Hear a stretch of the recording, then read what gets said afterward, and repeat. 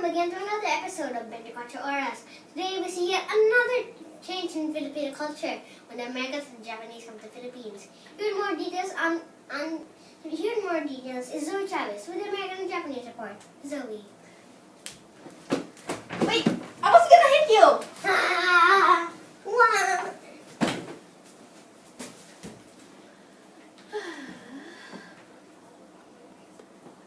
Normally I would say thank you, Leah, but not today. Anyway, during the end of the 19th century, the Philippines was starting to get angry. You know, they wanted their independence from the Spaniards. The Americans helped the Philippines, and that start because they also didn't like the Spaniards. Yes, finally someone else who doesn't like the Spaniards. During this time, the American Navy fleet came down to Manila, and then the Spaniards and the Americans fought on the Manila Bay, and the battle was called Battle of Manila Bay. So then that forces the Spaniards to leave, and then the Spaniards forced the Americans to pay 20 million so that they would not go back to the Philippines. Hooray! Then on June 12, 1898, the Philippines declares its independence. Hoorah! And then they get General Emilio Aguinaldo to become the first president of the Philippines. Hooray! A lot of hoorays, right? And guess what makes hooray? Their independence was very, very, very, very, very short. Yes, the Americans, however, did not go back to America. Instead, they stayed in the Philippines.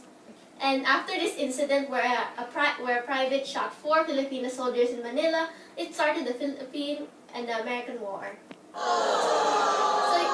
although the Filipinos fought hard to stop the Americans, the war ended.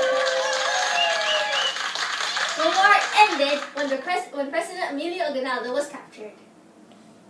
Yes, he was captured, and as a result, the Philippines was now colonized by the Americans. Now, Leah is going to tell you about the major things that the Americans influenced to us. Here with more stuff is Leah Chavez. Thank you, Zoe. Now I'm going to briefly talk you through the public schools, food, dressing, occasions, women's rights, and materialism.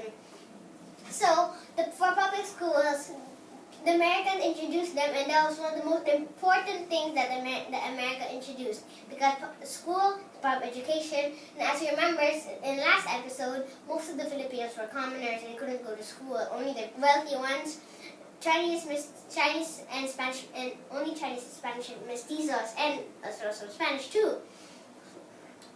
So for food, the Americans introduced the hot dogs, hamburgers, ice cream, cake, and soft drinks. Good, right? So they also had new dressing, and Filipino dressing was like this. I don't know which way. Huh? Anyway, on the occasions, the Americans introduced Valentine's and Halloween. You know, remember the women, they had very low status? Look what happened.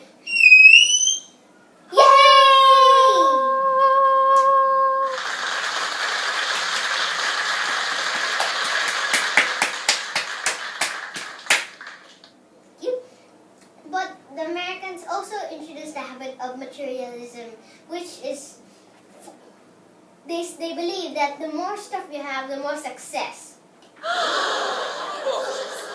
Well, next is co-prosperity, is about the co-prosperity sphere, but I'm gonna send that back to Zoe. Back to you.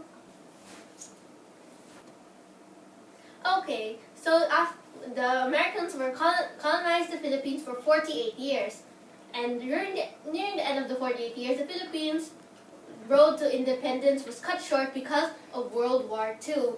Japan needed a lot of new raw materials and was planning to build a bigger empire.